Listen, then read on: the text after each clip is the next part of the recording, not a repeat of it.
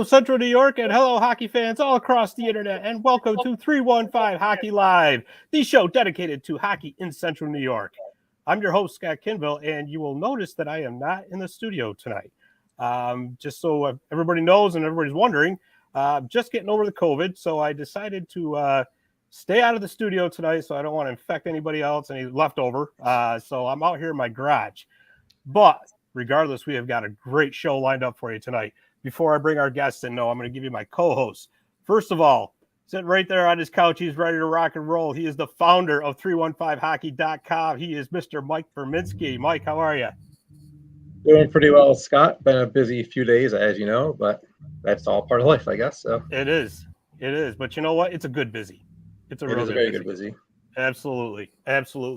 And sitting by himself in the studio, looks like he's all lonely over there. I'm all alone. I don't know what to do. He is our madman on the switchboard. He is our producer. He is Dave the Save Warner. How you doing, pal? I'm doing great. Miss you, Scott. I'm sure you really do. Yeah. Got nobody to throw spit wads at. Yeah, well, you'll get me back next week. Don't worry about it. Yeah, I will. All right. So I want to bring our guests in. You know, last week we had the head coach of the Colgate women's hockey team, Greg Fargo, along with defender Sydney Bard on. And this week we were going to keep that Colgate theme going. And we are so honored to have tonight with us the head coach of the Colgate men's hockey team, Mr. Don Vaughan, along with goaltender Carter Gylander. How are you guys? Doing great, fellas. Glad to be with you. Absolutely. Thank you so much for coming on. This is I know you guys are getting ready for your season. You just mentioned that you were just coming off the rink, getting done with a good practice session, I'm sure. Yep, we did. We got a couple of games coming up this weekend. I'm sure we'll touch base on a little bit, but it comes quick. So here we go, and we'll be flat out pretty much now until the middle of March. So the fun begins this weekend. Absolutely, nonstop all the way through. It's awesome. So, Coach, I want to ask you first. So, you are a 1984 graduate of St. Lawrence University. You were a standout hockey player up there.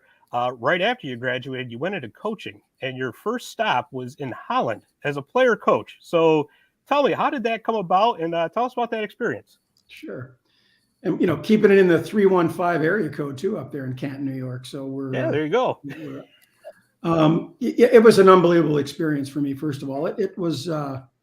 It came about in kind of a crazy way. I had a friend of mine just gave me some names, and I reached out after I graduated and had some opportunities to go to both Germany and the Netherlands. And the Netherlands gig looked a little bit better for me. So I went over there, ended up playing, didn't know him at the time, but ended up playing with another good New York guy, a guy named Stan Moore.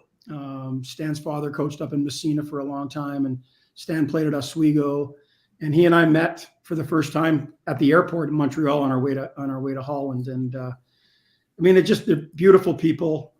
It was a great way to sort of get our feet wet in terms of we not only coached our own team, but we coached all of the youth hockey programs as well. And it was interesting. We landed, and all the Dutch kids can skate. There's no question about that. They've been on skates. Sure. They're a little bit longer than ours, but they've been on skates since they were little. So we were watching them get out on the ice and skate around. And Stan and I kind of looked at each other and said, "Wow, these kids are pretty good." And then they put a puck on the ice, and it was like, "Oh my God, what just happened?" Like they couldn't even stand up straight. It was pretty funny, but it was a great experience. The people were tremendous. We got an opportunity to do some traveling, and to this day, I still have some great friends in the city that we played in, a place called Enschede. Right on the German border. So fond memories, but it got my, sort of my feet wet in terms of coaching, because I hadn't done a whole lot of that up until that point. And I like to think that that's sort of the beginning of where I am now. Awesome. Very awesome. I'll tell you that what a heck of a way to start. I mean, it's got to, just again, the experience of it all had to have been fantastic.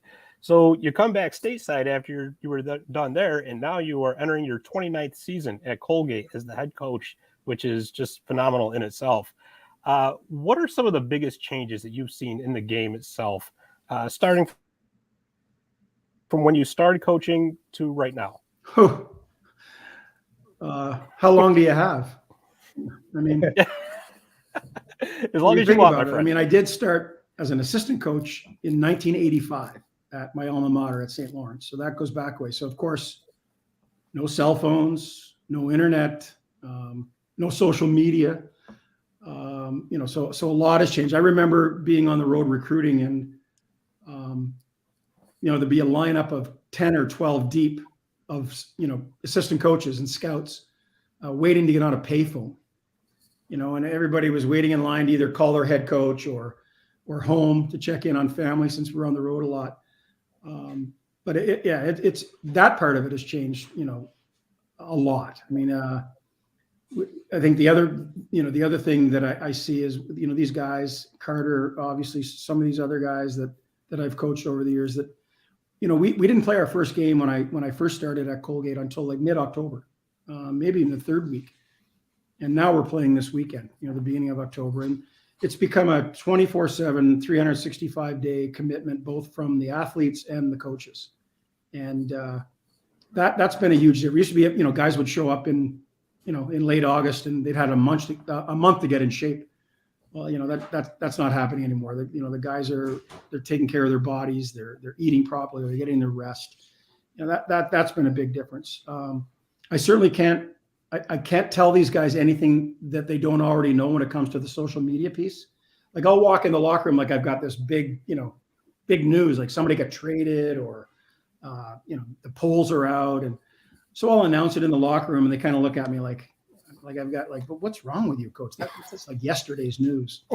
But I think one of the biggest changes in terms of managing people and coaching is that this generation, probably for about the last 10 years, they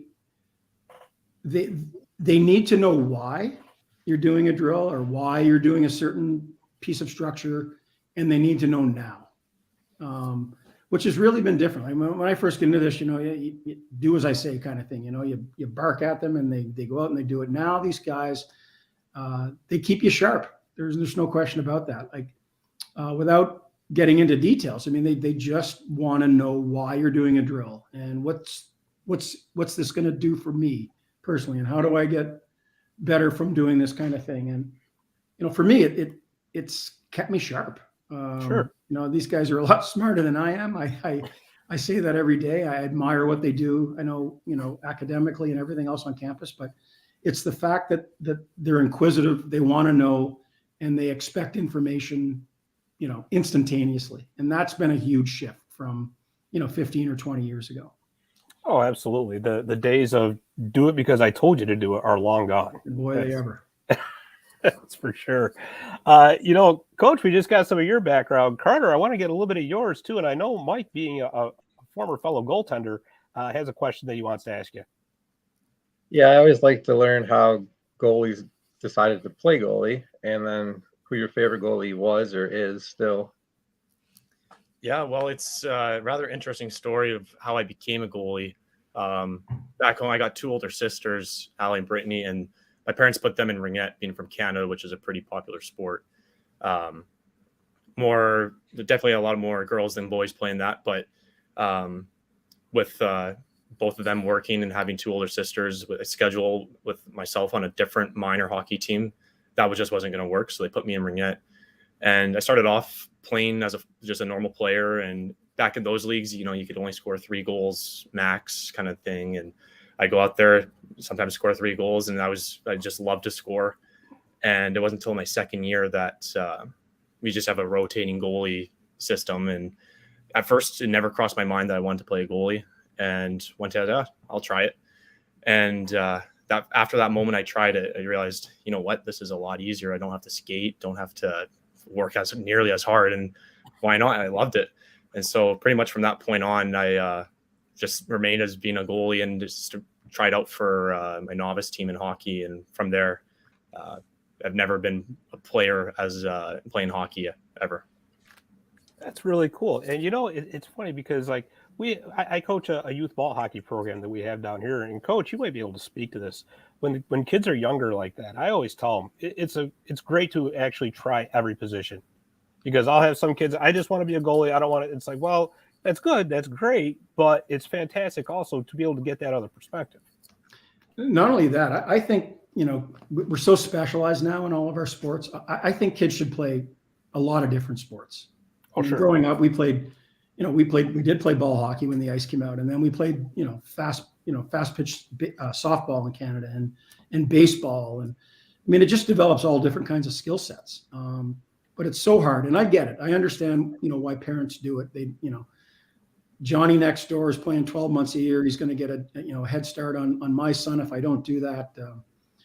I don't know. I still believe that, developing other skill sets and by playing other sports is still the best way to go. Oh, absolutely. Absolutely.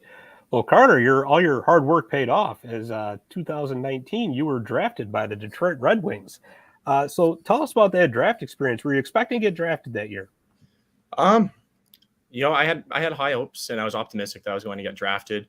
And that's also kind of a funny story that at that time I was still working at the golf course when I go back home in the summers, and I couldn't get that shift that Saturday, the second day of the draft. I couldn't get that off. And I had to work in the afternoon. So in the morning, I was watching the draft all the way up until maybe about the 5th round or so. And then from 2:00 on, I had to watch it, just the live updates on my phone. And at the golf course, I was picking range balls and then bringing them back to the back and washing them. And sure enough, I got a phone call from my advisor saying that, did you hear the news? And I had to tell him, no, I didn't, because I didn't see it live. I was watching it or washing balls. So that was a pretty good phone call. And from there, I had to go in and tell my boss, hey, I need a few minutes here. And he was more than happy to give me a little bit of an early break. Oh, that's awesome. I was going to say, I hope you were not on the mower, because probably as soon as you got the news, that course got altered just a little bit out of excitement, right? Yeah. But, you mentioned back home, you're from outside of Edmonton, I believe. Yep, just outside Edmonton. Oilers fan growing up? Yep, an Oilers fan growing up. This is kind of a stupid question, wasn't it? Hey, Scott Rippentear says, speaking of that, he wants your Kings jersey out of the back there. Time to go Rangers. Yeah, well, you know what? I'm one of the only Kings fans and probably in the entire East Coast too. So I got to. You started talking Edmonton, so I had to bring it up. Yeah, well, of course. Yeah. So Carter, just real quick, what because Coach touched on, you guys are 12 months a year now. What kind of preparations do you do in the off season to get ready for a new season? Well, yeah, what Coach touched on is pretty much spot on. It's right now it's a full commitment, 24/7, 365, and I'm going to agree with Coach here that I think when you're growing up and hockey isn't as much of a time commitment, that players and anybody should engage in other sports as well. Growing up, I played basketball, volleyball, badminton, you name it, I'll play it, kind of thing. And it's up until the point where hockey's starting to get more and more serious, where now it's a 365 kind of job.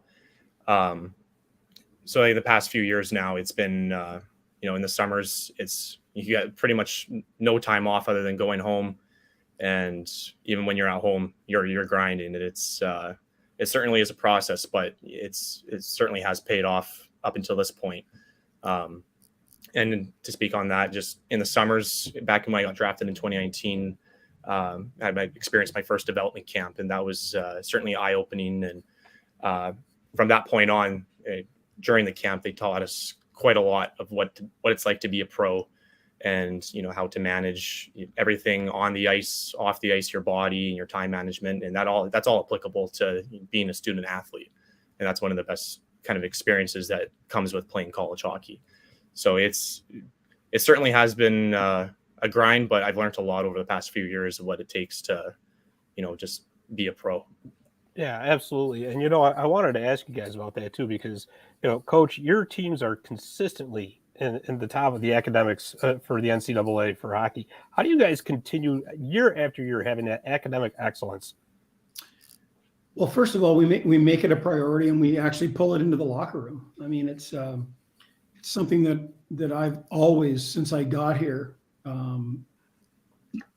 it was important to me, obviously, but it until we brought it in the locker room, it was kind of just sort of hanging out there. But I remember one of my former captains one year brought in, and we put the line charts up on the board. I'm not sure if this is a good thing or a bad thing, but it worked. And he basically put up all of the line charts on the board in the locker room, and he put all of the guys' GPAs from the semester next to their names on their line chart. Wow. And it was a little bit risky. Nobody was in risk of failing out or anything, but man, did the competitive juices get flowing. I mean, these guys are competitive, and they're competitive in everything that they do, including their academic GPAs. And that was just it was just a little thing that sort of, we pulled into the locker room. But for me, it's always been during the recruiting process. It's always about, whether with Carter, he's going to play pro hockey, but you can't play forever. And it sounds like an old cliche, but you need something else to fall back on when the playing days are over. And a Colgate degree is going to take you a long way. And in many cases, the earning potential from a Colgate degree will outlast your pro career by miles. So, it's hard. It's harder now because, the NHL can bring in so many free agents now with less money as they could 20 years ago when the collective bargaining agreement was different and they'd have to pay a rookie $1 million signing bonus. They don't have to do that anymore. So a lot of teams will throw, $1 million at 5 different players. And if one of them sticks, it's money well spent. And it's hard. It's hard for kids. It's hard for families when you see that money on the table. But at the end of the day, I still believe that it's still more important to get that Colgate education, that Colgate degree. The earning potential from that will far outweigh whatever you're going to get as a pro, unless you're, I don't know, Sidney Crosby or guys that play for 10 or 15 or 20 years, which is not the norm. So we keep putting in front of guys how important it is. But at the end of the day, it's on these guys. They're amazing. It blows my mind every day, the work that they put in academically on the hill, as we refer to it here, the work they put in, down in the rink. They have 2 full-time jobs. It's 20 plus hours a week, or, academically, and 20 hours a week down at the rink. So, I admire what they do. And I know every single one of these guys is going to be successful, whatever it is they choose to do. And hopefully they'll get an opportunity to play some hockey, before the real world kicks in. Absolutely. And Carter, I'm sure you can speak to just how challenging that can be sometimes, especially during the season, to balance those academics along with your hockey commitments. But you guys just do a fantastic job, and it's hats off to you. Really excellent. It is. I just want to touch on this as well. It's my first year experience was throughout the COVID year, and that was after I took only just one gap year, and some guys had it harder than I did, who aged out of juniors. But just that transition of, now it's not just playing hockey. That's not just your full-time job. It's now, you gotta remain academically eligible.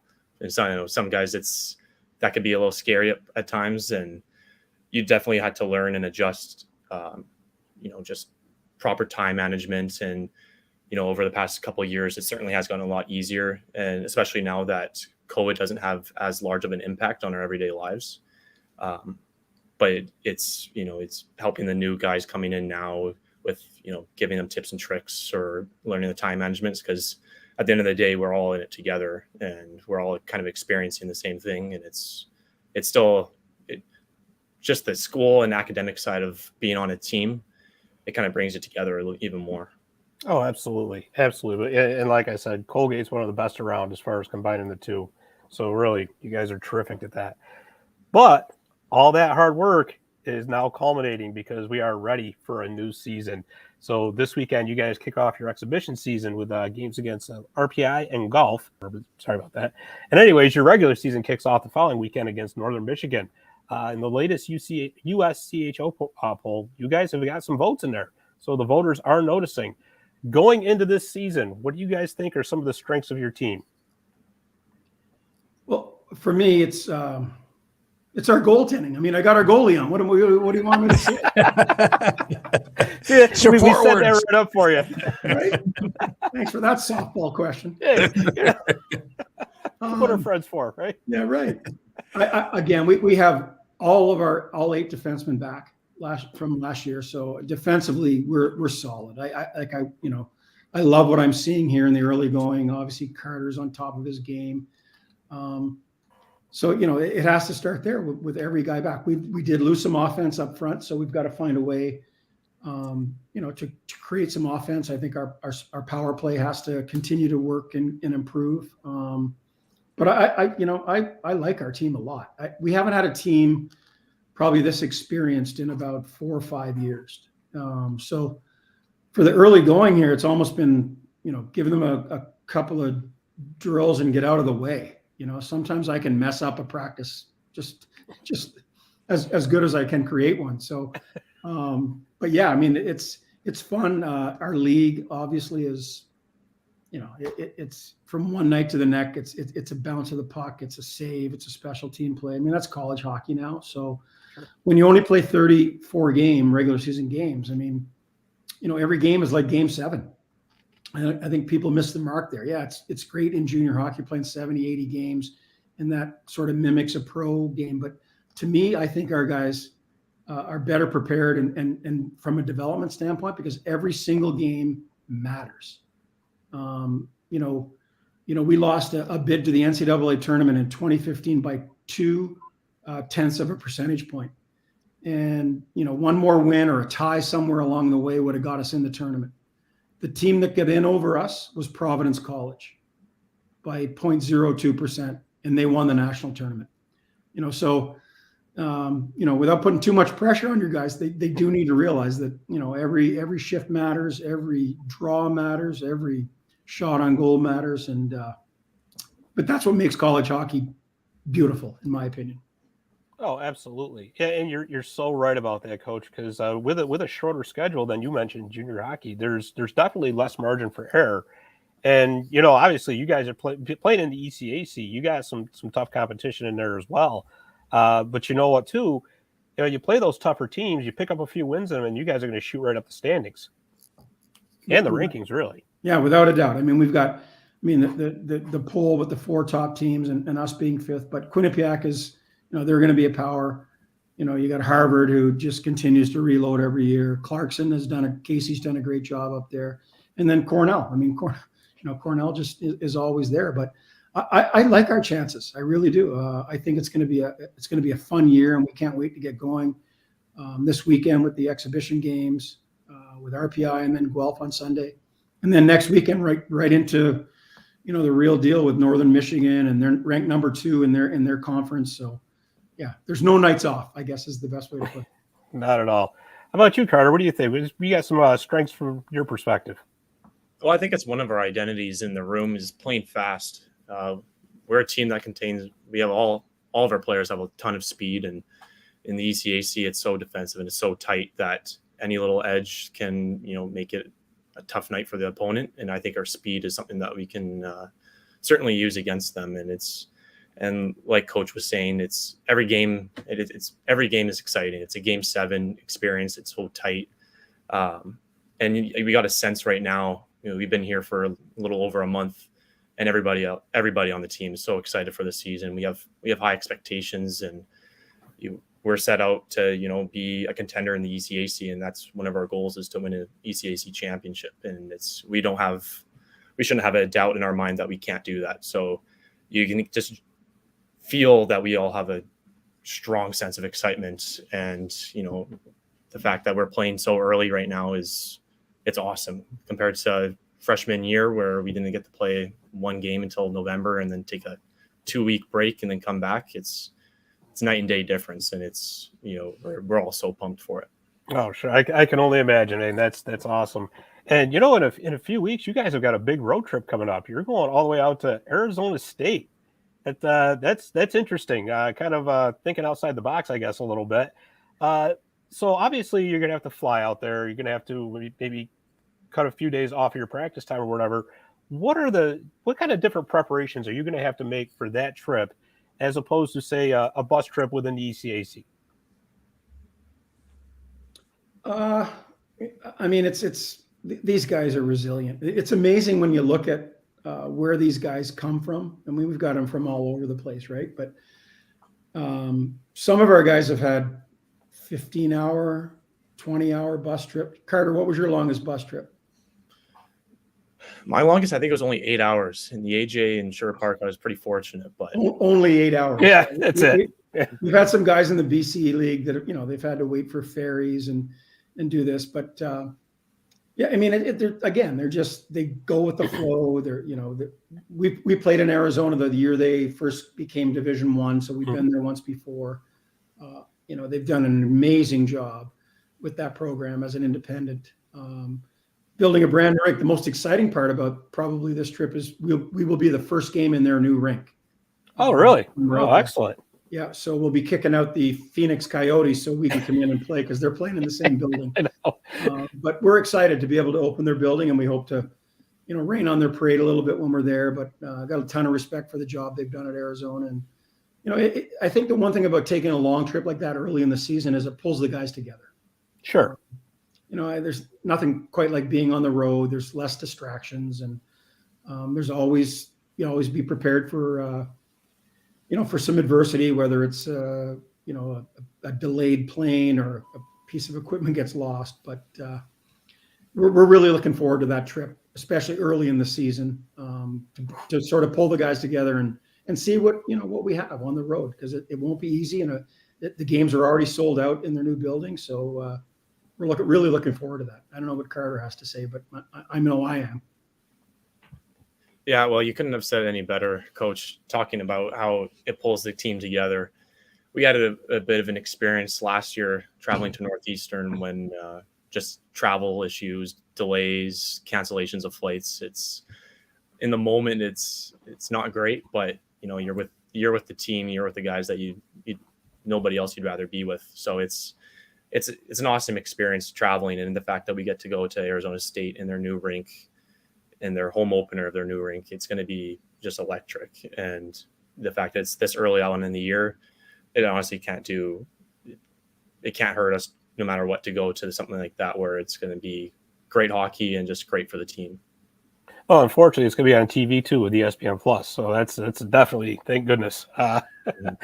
You guys surprised me though, because you said you prefer to go early in the season. I figured you guys were going to say, well, we want to go in January when it's 5 below here with about 3 feet of snow on the ground. Scott, let me tell you, like when they announced the first time that they were going to become Division I was the first one to call their coach. And I said, listen, we'll come play you, but it's got to be in January. and we did. We went out, we had a great time and got out of the frozen tundra here and had a great trip out there. We split with them. They were even good back then. So that was the first check box. Okay, we're going, but we're not going until it's January.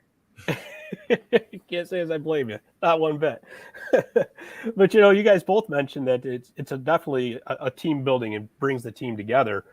Just a few weeks ago, you had another team building exercise. You went to a firefighting camp. And that looked like you guys had a lot of fun. So tell us, how did that come about? And did you have fun?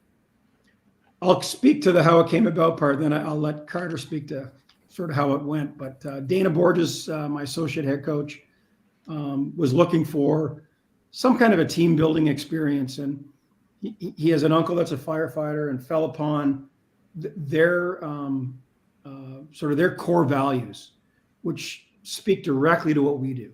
Trust. You have to trust the guy that's next to you on the fire line. You have to have a team first mentality. You've got to be able to make decisions, in quickly, and people's lives are on the line. And I'm not saying our guys' lives are on the line, but a lot of those qualities translate to what we do and what we think of as our team. And the message could not have been better. And we had a lot of fun in the process, but I think our guys realized that it's not easy work, but it is a team. I'll let Carter speak a little more to it. Yeah, I know. When we found out that we had to leave on the bus at 7 a.m. on the Saturday, we weren't too thrilled about it. But when we got there and after we were done with it, maybe we could have been more fortunate to have been given the opportunity to do that. That was. We split up into 4 different groups and 4 teams competing against each other. And obviously being on the team that did win the overall competition, it was pretty sweet. But, like Coach said, it's a lot of those values that we, not only us, but also the firefighters, what they have to go through. And, it's about trusting your guys and trusting your teammates that they're going to do their job, so that, everything is team first in that. And that's just kind of the same thing that we have. One of our core values here at Colgate is team first. So it was very applicable, and the message was very translatable, and it was just a blast. It was hard work. It was fun, but it was awesome. Well, being a firefighter myself, I got to know, what kind of competitions did you guys do? We did a dummy drag relay.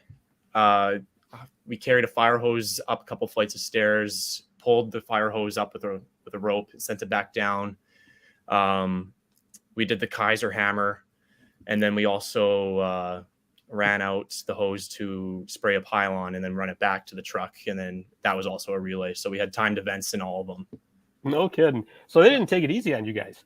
No, they definitely didn't take it easy on us. We had a lot of guys who were sore, especially after the Kaiser hammer. That was a lot of guys' hands, and they got blisters, and it definitely wasn't easy, but it was worth it, and it was a lot of fun. And Coach had to been going, wait a second, take it easy on these guys. They got a season coming up. Settle down. I'm worried about their hands being shredded. Like this guy's got to work on Monday with, but yeah. Of course. It was great. I mean, the crew that the Madison County fire people were tremendous, and they actually gave a demonstration with one of their guys, and apparently they do. You may know this better than me, but there's like 8 stations that they normally do. We just did 4, but the fireman that demonstrated it did it in full gear with oxygen on, and we didn't have to do that, thank God. Yeah, he did it, but his team was next to him the whole time, making sure he was okay, and it really elevated our guys and our spirits, and really the whole team first thing was it was amazing. So I highly recommend it, to anybody that wants to give it a try. Oh, and that's it's a great way of thinking outside the box too, to bring the team together like that. But just one last question on that, because I got to know, which Colgate Raider is going to end up being on an episode of Chicago Fire? I got this one. Nick Belpedio. And there's a backstory there, but Nick's, well, I probably can say it. Can I say it, Carter? Yeah, you can. Nick's dad actually works on the set of Chicago. Really? Oh, really? Yeah. He does a lot of their special effects stuff. No kidding. That's Nice. really cool. Yeah, that's cool. So See how quickly I perked up, Scott? I know. He's like the Phantom of the Opera right now. He's not on the screen, but we can just hear him. So Yeah. Well, I can do that. I mean, come on. There he is. There's a little bit of an inside scoop for you. Yeah, exactly. Absolutely. Well, guys, thank you so much for coming on. I know you just got done with practice, so I'm sure you want to take a breather and probably get something to eat. But again, we just appreciate you coming on the show and talking about the upcoming season, which we know you guys are going to do phenomenal this year. Thank you. Thank you, Scott. Yeah, absolutely. And again, great luck this season. And I'll be out in a couple weeks to see one of the Northern Michigan games. So I'll see that'd you be out awesome. Let us know what you need. We take care of your tickets or whatever. And absolutely. Love to have you. Check back in with us later. I think this is a great thing for Central New York and 315 area. So we're all in. Whatever you guys need, let us know. Perfect. Thank you so much, Coach. And Carter, thanks a million. We really appreciate it. Best of luck this season, guys. And like I said, we know you're going to do phenomenal. So, like I said, go take a well-deserved break. So, awesome, guys. All right. Thank you, fellas. We appreciate it. Thank you. Thank you. All right. Have a good night. All right. That was pretty awesome right there. That really was. Mike, I know you had to cut out there for a few minutes. Totally understand. Oh, and He went again. Where'd he go? That's all right. As soon as you started talking to him, he left. I know, right? I just seem to have better run a commercial, buddy. I think so. I think maybe we will go to commercial break. And when we come back from commercial, we're going to wrap up some odds and ends. So stick with us.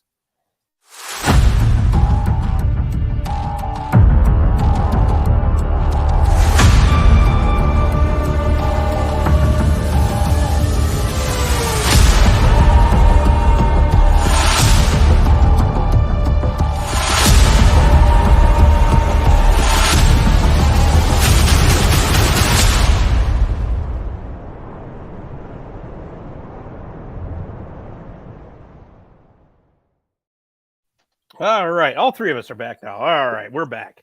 Yeah, my internet kept crapping out, so now I'm on the phone with the Wi-Fi turned off. Oh, there you go. Well, fortunately for you, segment 2 is not going to take up too long, so we don't want to use up too much of your data. So, but no, that was fantastic. Both of them, and again, I'm so looking forward to some Colgate hockey this season. People just don't realize it sometimes. I think that we got this great Division I program that's really right down the road. Yeah, really good. And they play a lot of pretty good teams too. I remember when I was playing at MV, we went down there as a team to watch a game, and they played, I don't know who it was. I think Ferris State. Wow, that was a really good game. Yeah, Ferris State was pretty good back then. Oh yeah, absolutely. And you look at the powerhouse that the ECAC is this year. I mean, it's just there's going to be all kinds of great hockey out there at the Class of 1965 Arena on the Colgate University campus in Hamilton, New York. So, Mike, we got some more hockey coming up this weekend. We're going to have Dave put the graphic that you made up that you did such a fantastic job with. Look at that. Did my best. Actually, I think the other graphic comes first. Let's see. There it is. All right. So September 38th. Yeah. Well, no, that's 30th. Boy, looks like you're 8 almost. My eyes. Yeah, you're just full of it tonight. I got to tell you, man, you are something. Totally full of it.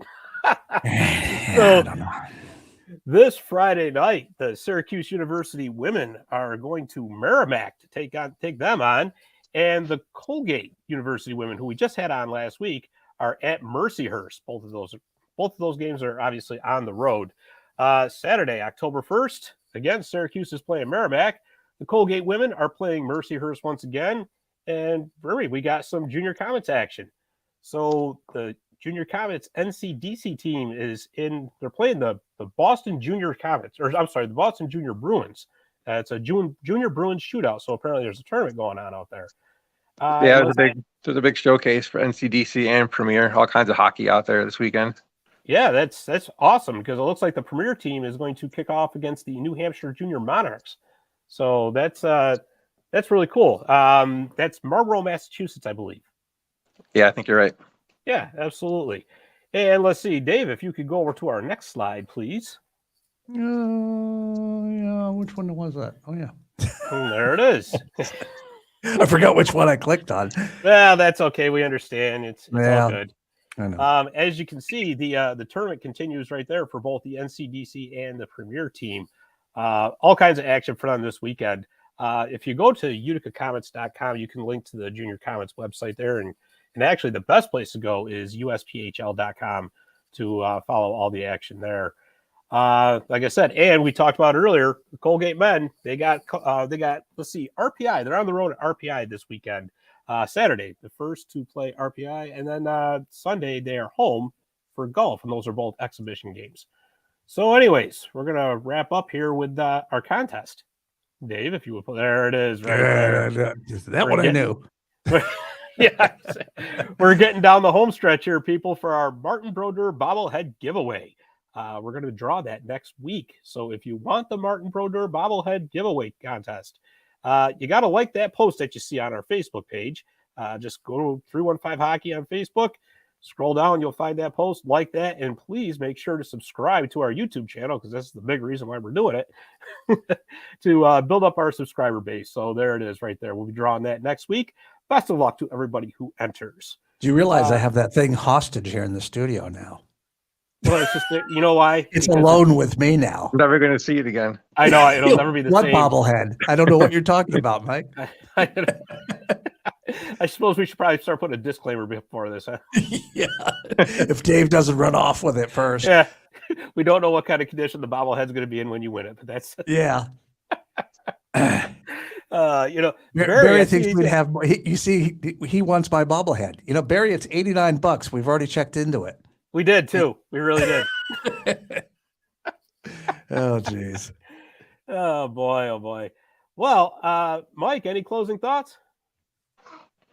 Just excited to see all the games starting to pick up here. We got Colgate men starting. D3 starts pretty soon.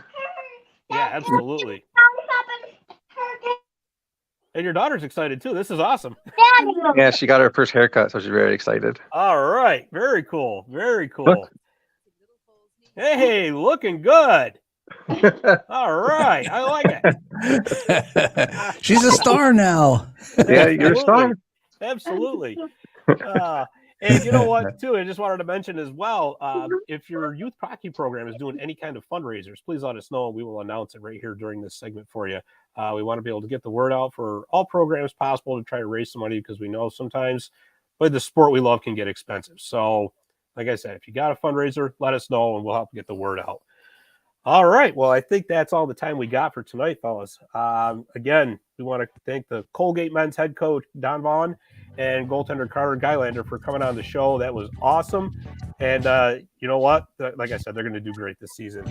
So anyways, for Mike Verminski, for Dave the Save Warner, I'm Scott Kinville. Thanks for watching, and we will see you next week on 315 Hockey Live.